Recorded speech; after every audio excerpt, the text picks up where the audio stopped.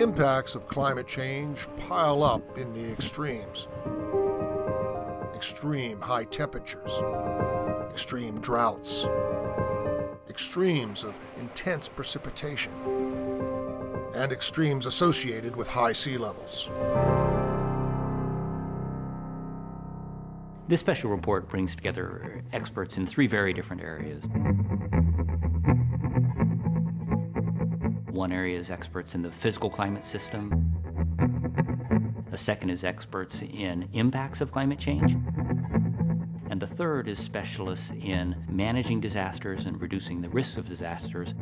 The diversity of the community that was involved in the preparation of the report is one of the most outstanding aspects, because everybody brought their own strategies, approaches, and so we have to learn how to integrate them. We have hydrologists, meteorologists, sociologists, people working with paleoclimate, people working with markets, people working with disasters.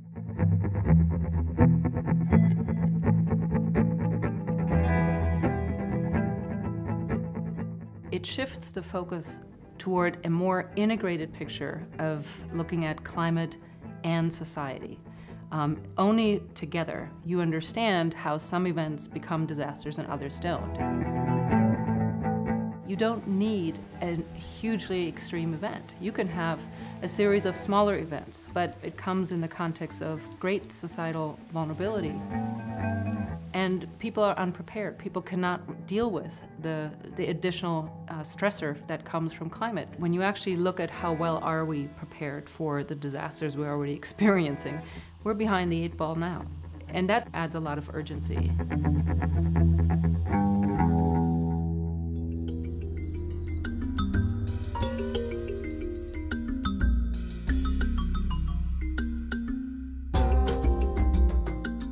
Evidence of climate change is expressing itself to people in different parts of the world in lots of different ways. There's some places in the world where there have been an increase in droughts, especially in Southern Europe and Africa. In other parts of the world, there have been increases in heavy rainfall events. We've seen that especially in North America.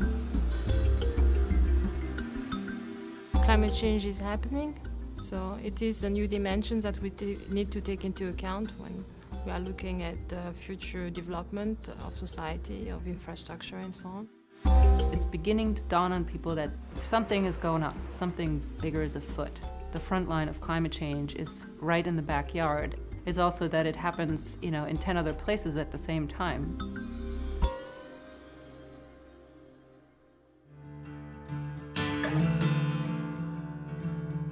There are lots of things that individuals, communities, and governments can do in order to reduce the risk from disasters and to increase the resilience of the people who are exposed to the extreme events.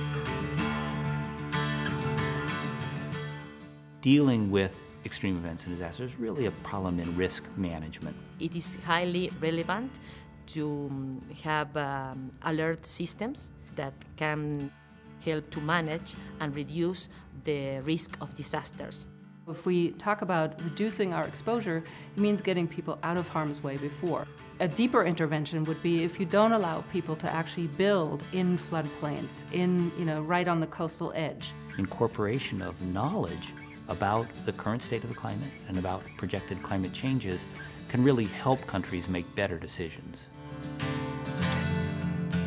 We know that a lot of the reason that disaster losses have been increasing has to do with the exposure of people and with the vulnerability of communities.